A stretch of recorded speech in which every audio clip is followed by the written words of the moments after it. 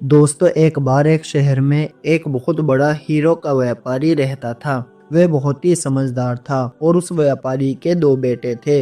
व्यापारी की उम्र ढल रही थी और वह बूढ़ा होने लगा था और उसने फैसला किया कि अब मुझे अपने बेटों को व्यापार के बारे में समझाना चाहिए। उस व्यापारी ने अपने दोनों बेटों को व्यापार की थोड़ी थोड़ी जानकारी देनी शुरू कर दी। लेकिन उस व्यापारी को इस बात की टेंशन थी कि जो मैं अपने बेटों को व्यापार के बारे में समझा रहा हूँ, उनकी समझ में आ भी रहा है या नहीं।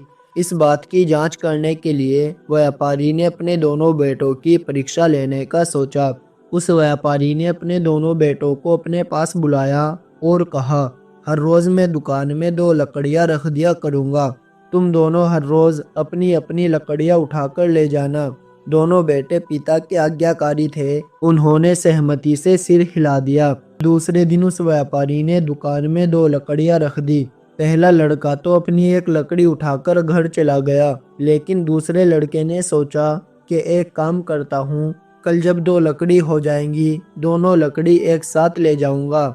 आज मजे से खाली हाथ घर चला जाता हूँ। दूसरे दिन फिर व्यापारी ने दो लकड़ी रख दी। पहला लड़का तो अपने हिस्से की एक लकड़ी उठाकर घर चला जाता है और दूसरा लड़का फिर सोचता है कि अभी तो मेरे हिस्से की दो लकड़ी हुई है, कुछ और दिन मजे से चला जाता हूँ। जब 15 से 20 लकड़ियाँ एक साथ हो जाएगी, तब उन्हें एक साथ घर लेकर चला जाऊंगा।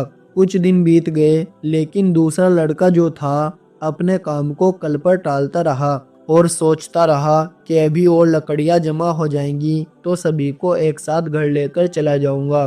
3 से 4 महीने बाद व्यापारी ने अपने दोनों बेटों से कहा, अब लकड़ियां रखते हुए मुझे काफी दिन हो चुके हैं।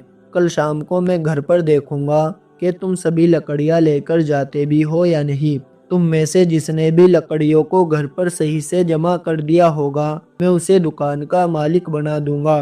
अगले दिन पहला लड़का बहुत ही खुश था, क्योंकि उसने सभी लकड़ियों को घर पर जमा कर दिया था। लेकिन जो दूसरा लड़का था वह बेचैन हो गया था और जब वह उस दुकान में लकड़ियां लेने के लिए गया तो वहां पर सैकड़ों लकड़ियों का ढेर लगा हुआ था।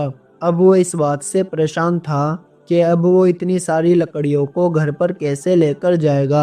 अब थोड़ी देर बाद जैसे तैसे उसने लकड़ियों का गट्ठा बनाया और सर पर रखकर बड़ी मुश्किल से दुकान से बाहर निकला और जैसे ही थोड़ी दूर चला तो उससे लकड़ियों का वजन सहन नहीं हुआ और वह गिर गया और जख्मी हो गया। वह व्यापारी ये सब कुछ देख रहा था और वे दूसरे लड़के के पास आकर कहता है कि मूर्ख, तुझे एक काम दिया था फिर भी तू उसे नहीं कर पाया।